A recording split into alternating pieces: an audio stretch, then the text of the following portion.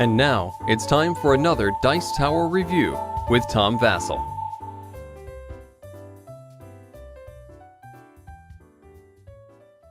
I've talked in my reviews how the cover of a box really can get you interested in the game.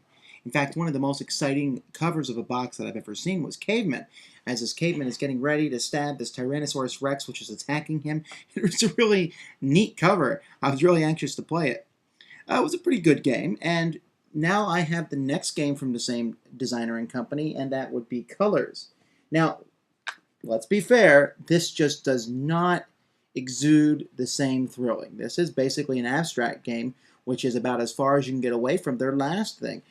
Colors, an abstract game, but is it any fun? And that's what's important.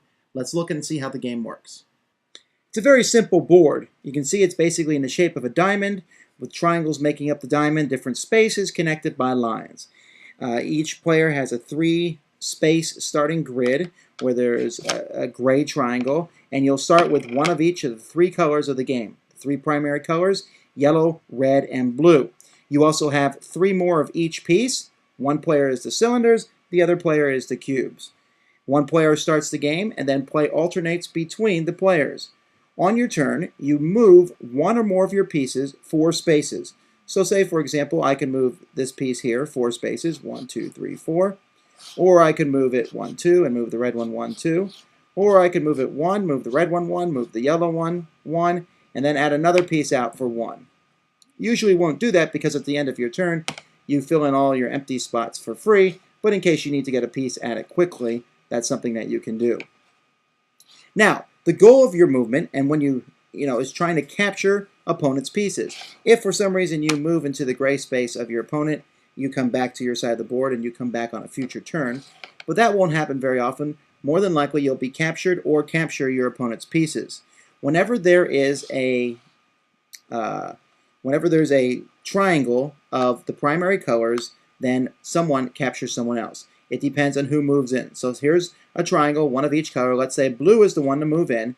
They form the triangle of all 3 colors, so the red cube is captured and placed back on your side here. You've captured the red cube because the cylinder player formed the triangle. If, on the other hand, the red piece is the one to move in, he would capture both the other pieces. It doesn't matter which pieces make up the triangle, the person moving in captures the pieces of the opponent. And so you have to be very careful because it's very easy to not notice that you have a vulnerable position and someone can dive right in and capture 2 of your pieces. And that really is the crux of the whole game, is trying to capture pieces. There's different strategies that the book mentions, making a wall where you have all of one color coming out. But because you have to make 4 moves on your turn, if you can't, you lose. And I've not yet seen that happen, but because you know that in the back of your mind, you keep going forward and captures are going to be made.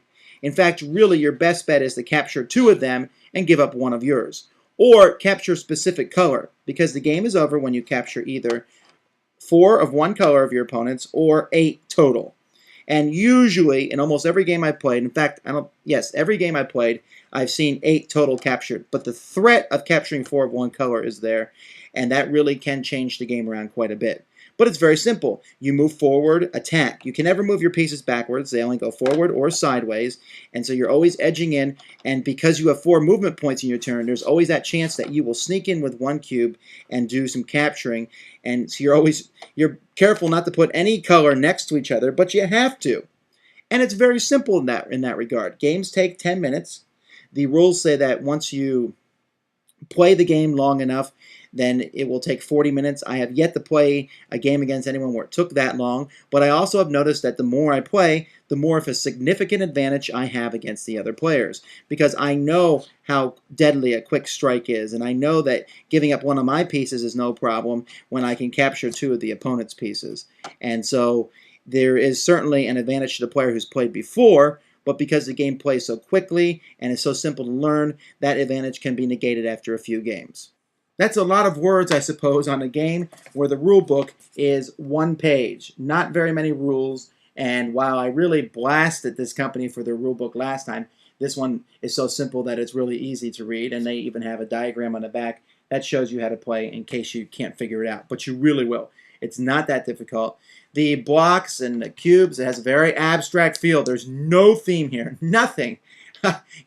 No justification, and that's fine because it's so simple, and I like quick, simple two-player abstract games that offer a great deal of depth. And I don't know that there might be some optimal moves here, like it's best to move the yellow piece here at the beginning.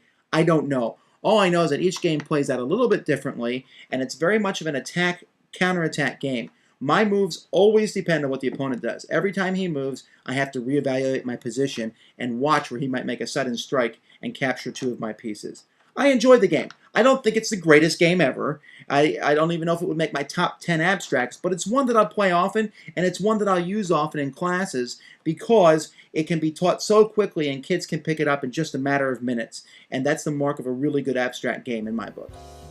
Thanks for joining us today.